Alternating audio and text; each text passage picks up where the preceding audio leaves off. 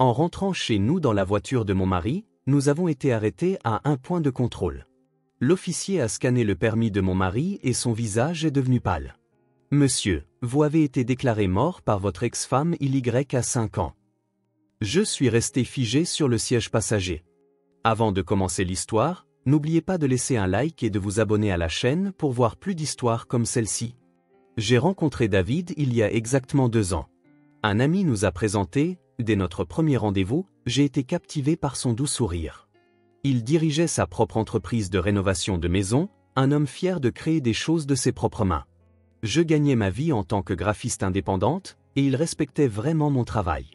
Environ 6 mois après le début de notre relation, David s'est discrètement confié sur son passé. Il avait été marié auparavant et sa femme était décédée plusieurs années plus tôt.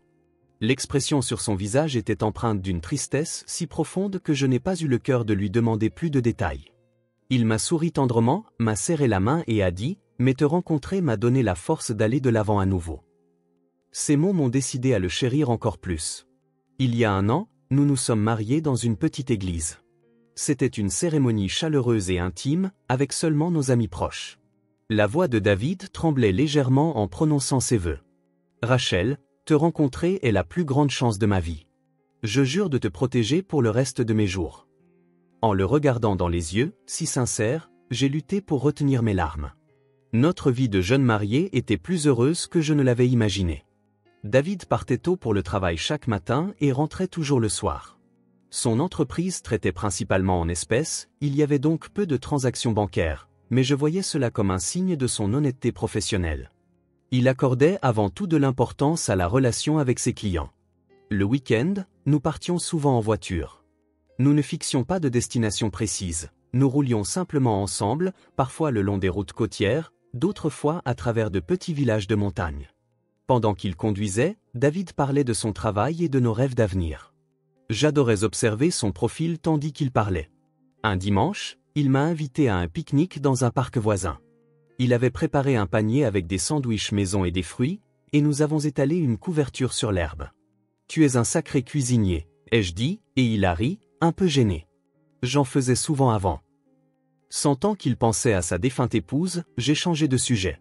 Je ne voulais pas raviver la douleur de son passé. David avait une habitude particulière. Il évitait activement de parler du passé. Quand je l'interrogeais sur sa famille, son enfance ou son ex-femme, il souriait toujours tendrement et disait « Je ne crois pas qu'il faille regarder en arrière. Je veux seulement me concentrer sur le présent et l'avenir. » Au début, cela me rendait un peu triste, mais j'ai fini par comprendre que c'était sa façon de faire face à son deuil. Nous n'avons abordé le sujet des enfants qu'une seule fois. En rentrant de chez un ami qui venait d'avoir un bébé, j'ai commencé à dire nonchalamment « Peut-être qu'un jour, nous pourrions. » L'expression de David s'est figée un instant, puis il a rapidement retrouvé son sourire habituel, mais à cet instant précis, une lueur indescriptible passa dans son regard. « Oui, bien sûr. J'adorerais avoir des enfants avec toi, » a-t-il dit, mais nous n'avons pas poursuivi la conversation. Je n'ai pas insisté.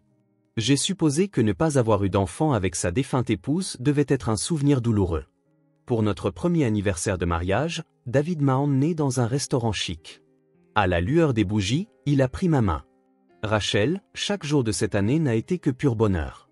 Je suis vraiment heureux quand je suis avec toi. » Je ne me lassais jamais d'entendre ces mots, qui étaient devenus une sorte de phrase fétiche pour lui. L'année prochaine, achetons une nouvelle maison. Quelque chose de plus grand où nous pourrons créer des souvenirs pour nous deux. Non, pour notre future famille. J'ai acquiescé à ces paroles. Ce soir-là, en rentrant, David conduisait d'une main et tenait la mienne de l'autre. Les lampadaires défilaient par la fenêtre de la voiture. J'étais au comble du bonheur. J'étais si heureuse d'avoir épousé cet homme. Je croyais sans l'ombre d'un doute que ces jours paisibles et doux dureraient éternellement. En regardant le paysage défiler, mon cœur se gonflait d'anticipation pour l'avenir. Je n'aurais jamais pu imaginer alors que ce bonheur allait s'effondrer si brutalement. Alors que notre mariage entrait dans sa 2e année, mon travail a commencé à décoller de manière surprenante. Ma petite entreprise de graphisme indépendante a commencé à recevoir des commandes de grandes sociétés. Ce qui avait commencé par de petits contrats de conception de logos s'est progressivement transformé en projet de branding complet, et les recommandations de clients menaient à un nouveau projet après l'autre. David était sincèrement ravi de mon succès. Quand je travaillais tard dans la nuit sur mon ordinateur, il m'apportait un café chaud.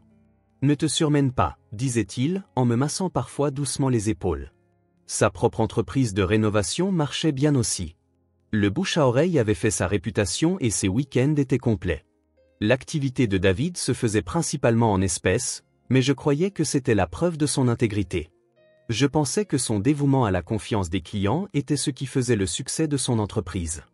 Notre stabilité financière nous permettait de nourrir de nouveaux rêves. Un soir, assis côte à côte sur le canapé du salon, David m'a montré un site immobilier. « Que penses-tu des maisons dans ce quartier ?»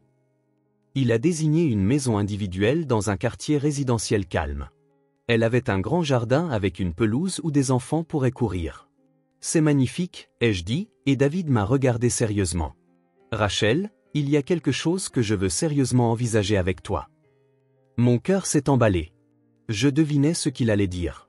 C'est à propos d'avoir des enfants. David a pris ma main.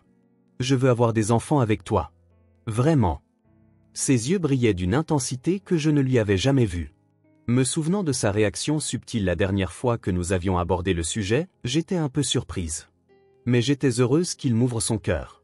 Je le veux aussi, ai-je répondu, et David m'a serré dans ses bras. Merci. Tu es une femme si merveilleuse. Tu feras la meilleure des mères. Dans ses bras, j'imaginais notre avenir heureux. Une nouvelle maison remplie de rires d'enfants. David, moi et nos enfants. J'avais l'impression de voir la famille parfaite prendre forme. À partir de ce soir-là, nous avons commencé à discuter concrètement de nos projets d'avenir. Quel type de maison acheter, comment aménager la chambre d'enfant. Chaque week-end, nous visitions des maisons témoins. David, avec son regard de professionnel, proposait diverses idées pour rénover la chambre des enfants. On mettra des étagères ici et un coin lecture près de la fenêtre. L'avenir qu'il dépeignait était toujours chaleureux et lumineux. Pourtant, au milieu de ces jours heureux, il y avait des moments où je ressentais un léger malaise. Un après-midi de week-end, alors que je cherchais des documents dans mon bureau, David est entré précipitamment, l'air agité, et a rapidement attrapé une vieille photographie sur mon bureau. Dans ce bref aperçu, j'ai cru voir un David plus jeune sur la photo, avec ce qui semblait être plusieurs enfants. « C'est quoi cette photo ?» ai-je demandé. David a eu une expression momentanément anxieuse, mais il a vite retrouvé son sourire habituel. « Oh, ça ? C'est une vieille photo de chantier. Je l'ai prise avec la famille dont j'ai rénové la maison. Ça fait partie du service client.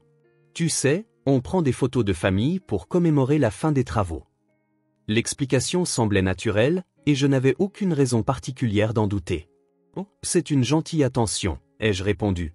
David a glissé la photo dans sa poche. Mais je devrais vraiment organiser ces vieilles photos. Je préfère regarder vers l'avenir plutôt que de m'attarder sur le passé. C'était sa rengaine habituelle, ne pas s'attarder sur le passé. Je considérais cela comme l'un de ses charmes, une personne forte qui allait de l'avant dans la vie. Après cela, David est resté un mari attentionné. Si quoi que ce soit, il semblait encore plus affectueux envers moi qu'auparavant. Quand il rentrait du travail, il demandait toujours « Comment s'est passée ta journée ?» et m'écoutait parler. Quand j'étais fatigué, il me réconfortait avec sa cuisine maison dont il avait le secret. Son poulet rôti était exquis, et lorsque cet arôme emplissait la maison, toute ma fatigue s'envolait. Un soir, le jour où j'ai décroché un projet majeur, David m'avait préparé une surprise.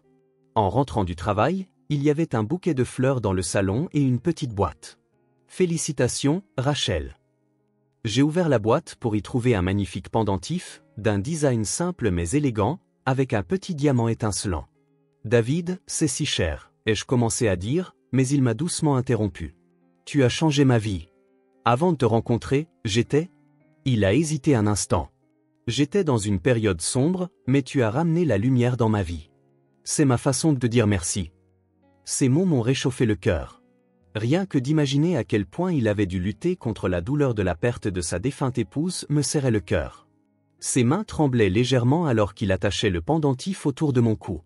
En regardant notre reflet dans le miroir, David a posé son menton sur mon épaule. « Restons ensemble pour toujours, quoi qu'il arrive. » Ces mots avaient une résonance un peu lourde, mais je les ai interprétés comme le signe de son amour profond, un désir désespéré de ne plus jamais perdre quelqu'un de précieux. Ce soir-là, avant de me coucher, je suis resté devant le miroir à admirer le pendentif. David était sous la douche. J'ai remarqué que le tiroir de la salle de bain était légèrement ouvert. Il devait contenir ses effets personnels, mais j'ai délibérément choisi de ne pas regarder. Même entre mari et femme, je croyais que nous devions respecter l'intimité de l'autre. Avec le recul, si j'avais regardé dans ce tiroir, j'aurais peut-être découvert la vérité bien plus tôt. Mais à ce moment-là, j'étais ivre de bonheur. Une pleine lune brillait à l'extérieur. Une nouvelle maison, une nouvelle famille, un avenir radieux. Tout semblait à portée de main. Ce jour-là était un week-end parfait. David avait prévu une rare escapade lointaine pour nous. « Détends-toi juste avec moi pour une fois », avait-il dit. Dernièrement, nous avions tous les deux été occupés par le travail et n'avions pas passé beaucoup de temps de qualité seuls ensemble. J'ai accepté sa suggestion avec joie. Nous sommes partis tôt le matin, en direction d'une ville balnéaire près de la frontière de l'État. La vue depuis la fenêtre de la voiture était magnifique, la lumière du soleil d'automne peignant la route en doré. David était de très bonne humeur, conduisant en écoutant des chansons nostalgiques. De temps en temps, il prenait ma main et la serrait doucement. Sa main était chaude. « C'est dans ces moments que je suis le plus heureux », dit-il. Je ressentais la même chose. Nous sommes arrivés au restaurant en bord de mer juste après 13 heures. De la terrasse, nous avions une vue imprenable sur l'océan bleu, et la brise marine caressait agréablement nos joues. David a commandé des fruits de mer frais, et nous avons savouré un délicieux repas. « Je suis si heureux de t'avoir rencontré », dit-il en levant son verre. Peu importe combien de fois j'entendais ces mots, ils me rendaient heureuse. Après le repas, nous avons marché le long de la plage. En nous promenant au bord de l'eau, David parlait de l'avenir. À la même époque l'année prochaine, nous vivrons peut-être dans notre nouvelle maison. Et qui sait, tu porteras peut-être notre nouvelle vie. Ces mots me firent rougir. Cet avenir semblait être à portée de main. Alors que le soleil commençait à se coucher, nous avons pris la route du retour. David, assis avec contentement au volant, dit « Aujourd'hui était la meilleure des journées ».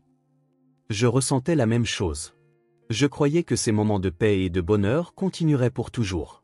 Environ 1 heure après être entré sur l'autoroute, j'ai remarqué un barrage routier inhabituellement grand devant nous. Plusieurs voitures de patrouille et de nombreux véhicules étaient alignés. « Je me demande ce qui s'est passé », dis-je. David répondit, « Probablement un contrôle antiterroriste. Ils sont de plus en plus stricts ces derniers temps. » Sa voix était aussi calme que d'habitude. Alors que notre voiture s'approchait du barrage, un officier en uniforme leva la main, nous faisant signe de nous arrêter. David arrêta doucement la voiture et baissa la vitre. « Bonjour. C'est un contrôle de routine. Puis-je voir votre permis de conduire, s'il vous plaît ?» La voix de l'officier était polie, mais il y avait une tension sous-jacente. David sortit naturellement son permis de son portefeuille et le tendit à l'officier. Voilà. Il n'y avait aucun signe d'anxiété dans son comportement. J'ai attrapé mon sac pour préparer mon propre permis. L'officier prit le permis et commença à le scanner avec un petit appareil qu'il portait. C'est un nouveau système qui croise les données avec les bases de données de tous les États, expliqua l'officier. C'est pour des mesures antiterroristes renforcées et ça ne prendra qu'un instant. Je n'y ai pas prêté attention. Ces contrôles arrivent de temps en temps et nous n'avions rien à cacher. Soudain, un avertissement sonore aigu sortit de l'appareil. Une lumière rouge clignota et l'expression de l'officier changea complètement. Il fixa intensément l'écran de l'appareil, puis regarda à nouveau le visage de David. Ensuite, il prit sa radio. « Veuillez patienter un instant. » Il y avait une agitation évidente dans la voix de l'officier. Mon cœur se mit à battre la chamade. Était-ce une sorte d'erreur? David était assis tranquillement, mais son profil semblait quelque peu tendu. L'officier signalait quelque chose par radio. Un autre officier arriva rapidement. Son badge indiquait Harris. Il portait un équipement de reconnaissance faciale. « Excusez-moi. À des fins de vérification, nous devons faire une reconnaissance faciale. » L'officier Harris scanna le visage de David avec l'appareil. Quelques secondes plus tard, un bip de confirmation retentit. « C'est une correspondance », rapporta le jeune officier. L'officier Harris manipula une tablette, vérifiant l'écran à plusieurs reprises. Son expression était grave. Il prit une profonde inspiration et regarda David droit dans les yeux. « Monsieur David Miller. C'est bien ça ? » ?»« Oui, c'est exact. » La voix de David tentait d'être calme, mais elle tremblait légèrement. L'officier Harris parla avec une expression d'incrédulité. « D'après nos dossiers, un certificat de décès a été déposé pour vous il y a 5 ans. » Le monde s'est arrêté. Tout ce que j'entendais, c'était le son de mes propres battements de cœur. De quoi parlez-vous? Ai-je réussi à articuler. Mon mari est vivant. Il est juste là, devant vous. L'officier Harris me regarda avec des yeux compatissants, puis vérifia à nouveau la tablette. Selon les archives de Californie, vous avez été déclaré décédé il y a 5 ans suite à un accident de bateau. La personne qui a fait la déclaration était? Il regarda l'écran. Votre ex-femme, Jennifer Miller. Ex-femme? Ma voix se brisa. Son ex-femme est déjà décédée. David, de quoi s'agit-il? David était devenu blême. C'est une sorte d'erreur. Ce doit être une erreur du système. Je suis vivant. Je suis juste là, devant vous. Sa voix mêlait colère et confusion. L'officier Harris secoua la tête. C'est la base de données intégrée de tous les États qui a été mise en ligne le mois dernier. Les données de tous les États ont été consolidées. La possibilité d'erreur est extrêmement faible.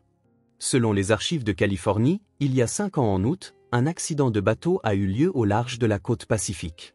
Vous avez disparu et après une recherche de 3 jours, vous avez été présumé mort. C'est ridicule. David frappa du poing sur le tableau de bord. J'ai juste commencé une nouvelle vie sur la côte. Personne n'est mort. J'étais confuse. Son ex-femme n'était-elle pas censée être morte? C'est ce que David m'avait dit. Mais l'officier disait que son ex-femme avait déposé le certificat de décès. Que se passait-il? David, ton ex-femme est vivante? Tu m'as dit qu'elle était décédée. Rachel. David se tourna vers moi, mais ses yeux ne pouvaient cacher sa détresse. L'officier Harris l'interrompit. Selon les dossiers, une assurance vie de 500 000 $ a été versée. Monsieur Miller, c'est une affaire sérieuse. Voudriez-vous nous accompagner au poste de police? L'argent de l'assurance? Ma voix tremblait. 500 000 $ d'assurance ont été versés. David ne put répondre. Son visage devint cireux et ses mains tremblaient sur le volant. Vous deux, veuillez sortir du véhicule. La voix de l'officier Harris était douce, mais ne laissait aucune place à la discussion. Nous discuterons des détails au poste. Nous contacterons également votre ex-femme. En sortant de la voiture, j'avais l'impression que mes jambes ne m'appartenaient plus. David trébucha également en sortant du véhicule. Les autres officiers autour de nous nous regardaient avec des yeux curieux. Assise à l'arrière de la voiture de patrouille, je regardais David à côté de moi. Qui était cette personne? Quelqu'un qui était censé être mort il y a 5 ans. Quelqu'un dont l'ex-femme était vivante. Quelqu'un pour qui 500 000 $ d'assurance avaient été perçus. Où était le mari doux que je connaissais, mon David? La voiture se mit en mouvement. La journée heureuse que nous venions de passer semblait être un mensonge, s'estompant au loin. La salle d'interrogatoire du poste de police était froide et impersonnelle. Les néons me faisaient mal aux yeux. David et moi avons été conduits dans des pièces séparées. L'officier Harris et une autre inspectrice étaient assis en face de moi. Madame Miller, veuillez vous calmer. Nous devons vous poser quelques questions. Je n'avais rien fait de mal. Alors, pourquoi étais-je ici? Je ne sais rien, fut tout ce que je pus dire. David m'a dit que son ex-femme était décédée. Je ne sais rien de plus. L'inspectrice me regarda avec bienveillance. Vous êtes peut-être une victime dans cette affaire. Veuillez parler honnêtement. Avez-vous déjà trouvé quelque chose de suspect chez votre mari? Des choses suspectes. Le fait de cacher cette photo. Sa réticence à parler de son passé. Le fait d'éviter les discussions sur les enfants. Mais je pensais que c'était des signes de la douleur d'un être cher. Je ne sais pas. C'est une personne gentille.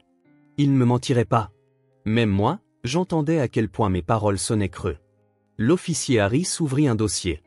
Laissez-moi vous donner les détails du certificat de décès. Il y a 5 ans, le 15 août, un accident de bateau a eu lieu au large de Santa Barbara, en Californie. David Miller aurait été porté disparu après être tombé à l'eau. La garde côtière a mené des recherches pendant 3 jours, mais aucun corps n'a été retrouvé. L'inspectrice a poursuivi, compte tenu des courants et des conditions météorologiques, la survie a été jugée extrêmement improbable et la mort a été présumée. Une assurance vie de 500 000 $ a été versée à son ex-femme, Jennifer Miller. L'officier Harris me regarda dans les yeux. Cet argent a apparemment aussi servi à subvenir aux besoins de leurs 2 enfants. Des enfants. Mon esprit s'est vidé. Il a des enfants, Tommy et Emma, actuellement âgés de 10 et 8 ans. L'inspectrice me montra une photographie. 2 enfants y figuraient. Un garçon et une fille. Tous deux avaient les traits de David, surtout les yeux du garçon. Ils ressemblaient exactement à ceux de David. Je me suis adossé à ma chaise. Il avait des enfants, 2. Et pendant 5 ans, ils avaient vécu en croyant leur père mort. Qui était le David que je connaissais? Nous avons contacté son ex-femme. Elle est en route, a déclaré l'officier Harris. Pour découvrir la vérité, nous allons vous faire rencontrer en personne. L'attente me parut une éternité. Les questions tourbillonnaient dans ma tête. Pourquoi David avait-il été déclaré mort? Pourquoi était-il venu sur la côte? Et pourquoi m'avait-il menti sur le fait que son ex-femme était décédée? La porte s'ouvrit. Une femme d'une trentaine d'années entra. Elle avait les cheveux châtains attachés en arrière et une expression fatiguée. Au moment où elle entra dans la pièce, on entendit la voix de David depuis le couloir. À ce son, le visage de la femme se figea. Voici Jennifer Miller, la présenta l'inspectrice. Jennifer me regarda, mais détourna rapidement les yeux. Nous allons vous faire rencontrer votre ex-mari. Un autre officier amena David. Au moment où il vit Jennifer, l'atmosphère dans la pièce changea. Jennifer pâlit et se plaqua contre le mur. Sa réaction était de la peur pure. David, sa voix tremblait. C'est vraiment toi? Tu es vivant. La colère apparut sur le visage de David. Jenny, pourquoi as-tu raconté un tel mensonge? Tu m'as déclaré mort et tu as frauduleusement perçu l'argent de l'assurance. Frauduleusement? La voix de Jennifer monta. C'était le seul moyen de t'échapper. J'écoutais leur échange comme si cela arrivait à quelqu'un d'autre. Échapper à David. L'officier Harris s'interposa entre eux. Madame Miller, veuillez vous calmer et expliquer. Pourquoi avez-vous déposé un faux certificat de décès? Jennifer couvrit son visage de ses mains tremblantes. Après un moment, elle commença lentement à parler. Cet homme, David, jouait au mari parfait en public. Mais à la maison, les larmes débordèrent de ses yeux. Il était violent avec moi et avec les enfants. C'est un mensonge, cria David. Je t'aimais. Je n'ai jamais levé la main sur. Tu n'as pas levé la main sur nous, le coupa Jennifer en le foudroyant du regard. Tu étais malin. Tu ne laissais pas de preuves. Tu nous as détruits psychologiquement. Tu m'humiliais devant les enfants, tu détruisais des objets, tu nous criais dessus, mais tu ne nous as jamais frappés. C'était ta méthode. L'inspectrice tendit un verre d'eau à Jennifer. Elle but une gorgée et continua. Quand je suis allé à la police, ils n'ont pas pris ça au sérieux parce qu'il n'y avait aucune preuve. Mais mon frère est policier et il a compris ma situation. Mark a essayé d'aider, mais légalement, il ne pouvait rien faire. Alors vous avez simulé sa mort, confirma l'officier Harris. Une amie médecin nous a aidés, dit Jennifer en baissant les yeux. Le docteur Sanders, elle avait elle-même été victime de violences conjugales. Elle a délivré un certificat de décès présumé et mon frère a aidé avec les procédures. L'accident de bateau? Ai-je demandé. Ma voix semblait lointaine. Ce jour-là, j'ai emmené David en bateau, la voix de Jennifer était neutre. Puis je l'ai déposé au quai et j'ai dit aux enfants, papa est tombé dans l'océan. Pendant que la garde côtière cherchait, David devait se cacher quelque part. David explosa de rage. Ce ne sont que des mensonges. J'étais un mari aimant. C'est toi qui m'as chassé et qui as frauduleusement perçu l'argent de l'assurance. Jennifer sortit une enveloppe de son sac. Regardez ça. À l'intérieur se trouvaient de nombreuses photographies, des photos des enfants, mais leurs expressions étaient complètement différentes de la photo que j'avais vue plus tôt. Des yeux effrayés, des sourires étranges, surtout la fille, Emma. Ses yeux portaient une peur qu'aucun jeune enfant ne devrait posséder. Ces enfants font des cauchemars depuis 5 ans, la voix de Jennifer tremblait. Les cris de leur père, le bruit des objets qui se brisent. Tommy va toujours en thérapie. Emma se met à pleurer quand elle entend des bruits forts. Je fixais les photographies. David a blessé ses enfants. Ce David gentil et prévenant. Rachel, Jennifer m'appela par mon nom pour la première fois. Je crois que vous êtes aussi une victime. Mais s'il vous plaît, je vous en supplie. Voyez-le pour ce qu'il est vraiment. Il joue la personne parfaite au début, mais avec le temps, tais-toi. La voix de David résonna dans la pièce. À ce moment-là, je l'ai vu. Quelque chose de froid et de sombre habitait dans ses yeux. Une expression que je n'avais jamais vue auparavant. Ce ne fut qu'un instant, mais c'était bien là. L'officier Harris présenta d'autres preuves. Les dossiers médicaux détaillés que Jennifer avait conservés. Les rapports de 5 ans de traitement pour le TSPT de Tommy et Emma. Les observations du thérapeute détaillaient les schémas comportementaux contrôlants du père, sa colère imprévisible et les profondes blessures psychologiques infligées aux enfants. Le casier judiciaire de David fut également révélé. À 2 reprises en Californie, il avait été arrêté pour suspicion de violence conjugale, mais il était rusé. Il ne laissait aucune preuve. Les accusations ne pouvaient être prouvées sur la base de témoignages seuls. Finalement, les 2 affaires avaient été classées sans suite. Il est calculateur, dit Jennifer. Il sait comment contrôler sa colère. En public, il joue le mari parfait, le père parfait. Mais à l'intérieur de la maison, je repassais dans mes propres souvenirs les moments où David avait réprimé sa colère. Peut-être que ce n'était pas de la maîtrise de soi, mais un jeu d'acteur. Récemment, quand j'avais travaillé tard, l'irritation qu'il avait brièvement montrée. Il était rapidement revenu à son sourire, mais quelque chose se cachait au fond de ses yeux. « Rachel, crois-moi », me supplia David. « Je t'aime. Notre vie ensemble est réelle. » Je le regardais. Qu'est-ce qui était réel chez cette personne, et qu'est-ce qui était un mensonge? David, tu m'as dit que ton ex-femme était morte. Tu as caché le fait que tu avais des enfants. En quoi est-ce que c'est réel? Il était à court de mots. Je voulais oublier le passé. Je voulais commencer une nouvelle vie. Tu voulais fuir tes enfants, l'interrompit Jennifer. Tu as fui tes responsabilités. Et maintenant, tu as trouvé une nouvelle victime. Le visage de David se tordit. C'est toi qui m'as acculé. Toi. À cet instant, il révéla sa vraie nature. Un officier s'interposa et le maîtrisa. En voyant cette transformation, j'étais certaine que Jennifer avait dit la vérité. Quelques jours plus tard, j'ai entamé une procédure de divorce avec un avocat. David a résisté farouchement. Il criait au téléphone, envoyait des messages menaçants. « Tu me trahis, toi aussi. » Ces mots m'étaient envoyés à plusieurs reprises. C'était son vrai visage. Légalement, la situation était compliquée. Falsifier un certificat de décès constituait une fausse déclaration, mais Jennifer a été traitée avec compréhension en tant que victime de violences conjugales. David n'avait pas utilisé de faux nom. Il avait simplement vécu tranquillement dans un nouvel état. Il a été enquêté en tant que complice de fraude à l'assurance, mais il n'avait pas personnellement reçu l'argent. Finalement, les preuves furent jugées insuffisantes et aucune charge ne fut tenue. Cependant, David a complètement perdu sa crédibilité sociale. Les clients sont partis les uns après les autres. Son travail a disparu. Sa réputation dans le quartier a été ruinée. Il a finalement choisi de déménager dans un autre État. Et le tribunal lui a interdit de manière permanente de contacter ses enfants. On n'a jamais dit à Tommy et Emma que leur père était en vie. Il a été jugé que c'était mieux pour eux. Plusieurs mois plus tard, j'ai reçu une lettre de Jennifer. « Je suis heureuse que vous ne soyez pas devenu une victime. Merci d'avoir vu qui il était vraiment, » disait-elle. Elle et les enfants vivaient toujours paisiblement, croyant toujours à la mort de leur père, faisant face à leur traumatisme, avançant lentement. J'ai commencé à vivre seul dans un nouvel appartement. J'ai quitté la maison remplie de souvenirs de David. Mon travail marchait bien et j'ai pris confiance en ma capacité à m'en sortir seul.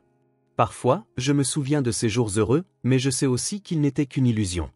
En regardant par la fenêtre, le coucher de soleil d'automne était magnifique. Le même genre de coucher de soleil que lorsque David et moi roulions le long de la côte ce jour-là. Mais maintenant, je ne crois plus aveuglément. L'amour est important, mais je ne dois pas perdre la capacité de voir la vérité. J'ai fini par comprendre que la vraie famille n'est pas une question de lien de sang, mais de se protéger véritablement les uns les autres. Jennifer a menti pour protéger ses enfants. C'était l'amour d'une mère. J'ai commencé à marcher sur un nouveau chemin de vie. Je ne dépends plus de personne. Je me tiens sur mes 2 pieds et je vois la vérité de mes propres yeux. L'amour est peut-être aveugle, mais maintenant mes yeux sont ouverts. Et j'ai appris que le vrai bonheur ne peut se construire sur des mensonges.